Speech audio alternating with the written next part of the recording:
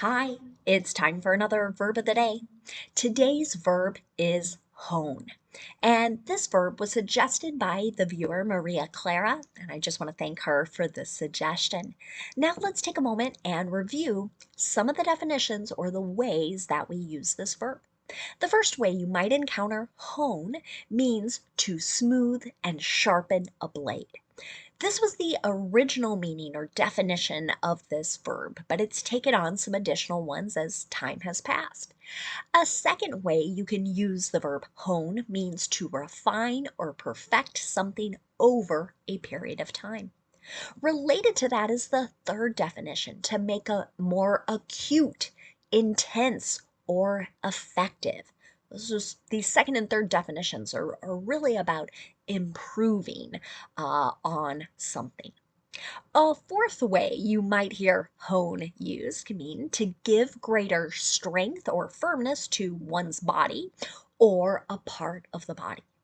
You may counter sentences or promises where someone is talking about honing a certain group of muscles. For now, you should know that hone is a regular verb. If you want to make the progressive form of this verb, you're going to drop the E on the end, add ing, that forms honing. The past tense and the participle form of our verb can be made by just adding D since this verb is in an E.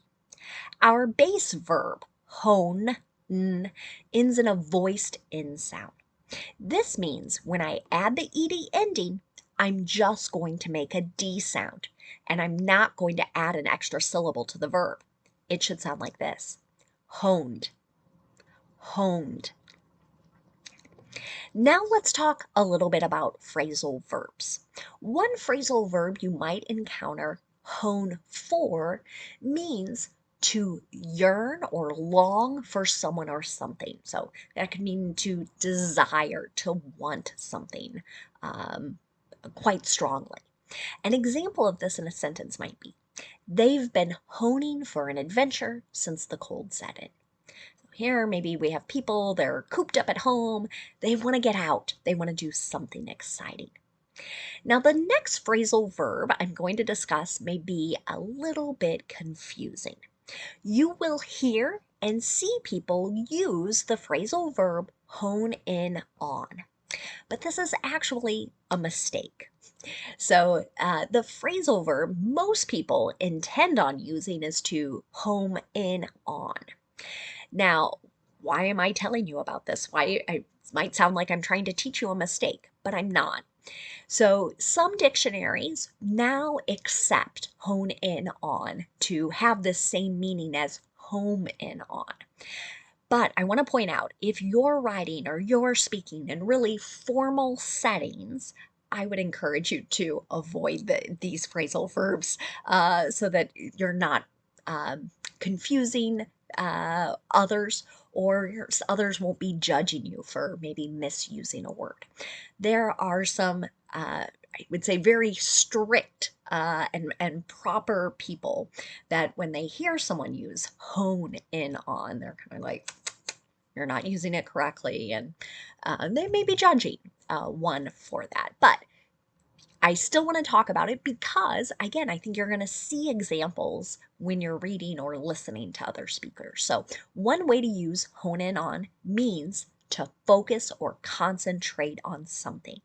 An example of this might be, we should hone in on one problem at a time, right? We're going to focus. We're not going to try and solve all the problems at once.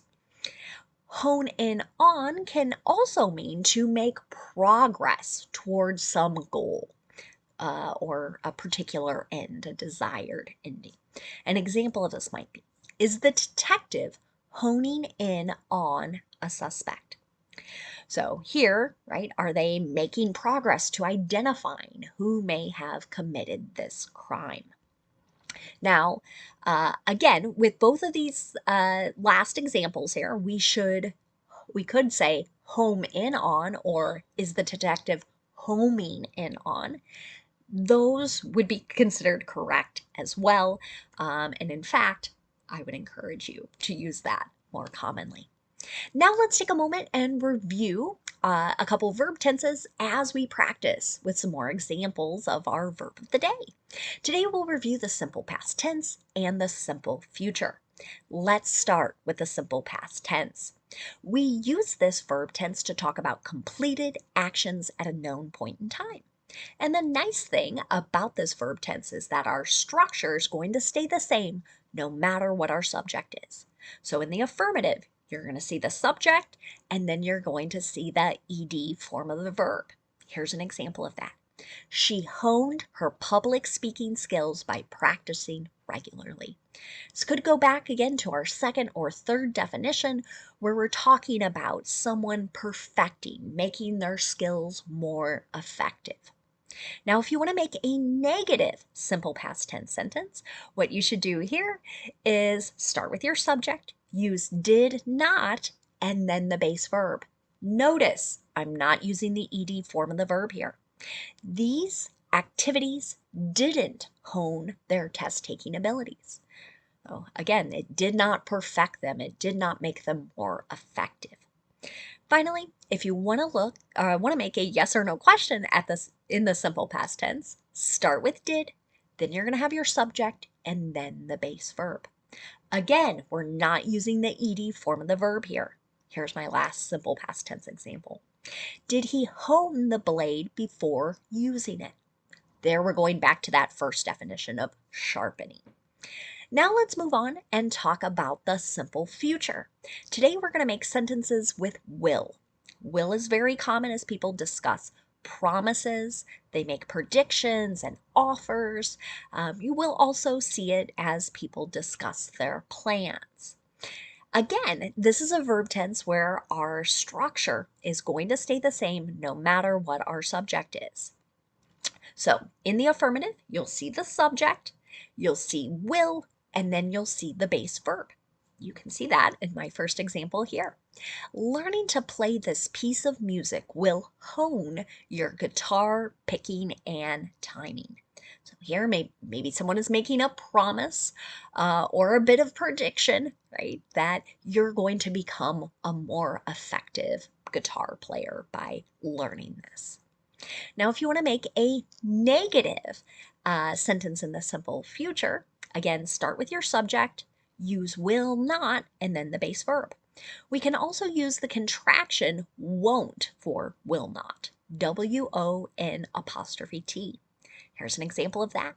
They won't hone the edge of the axe until it's sufficiently sharp. So, for some reason, they're not doing this. Finally, let's look at making a yes or no question in the simple future. To do this, we'll start with will, then we'll have our subject, then the base verb. Here's my last example. Will this exercise hone my abs, right? So back to that strengthening, right? We're kind of talking about the muscles in your torso. Okay? Now let's move on and talk about some words related to our verb hone. And the first way you may encounter it, though it's not very common, is you will see a noun form of hone. And when it gets used that way, it's generally talking about a particular type of stone that is used for sharpening cutting tools. So this could be like razors and blades and things of that nature. So an example of how you might hear that used. In this video, we'll use a hone to sharpen pruning shears and other blades, right? So you can imagine someone is going to demonstrate how to do that. Another word you may encounter is the noun honer. This can refer to a person or thing that sharpens cutting tools. An example of that. He became a blade honer after being a knife maker for many years. So again, just referring to a person who does, kind of back to that first definition of our verb. Again, I want to say a special thank you to Maria Clara for suggesting today's verb, and I thank you all for watching. Have a great day.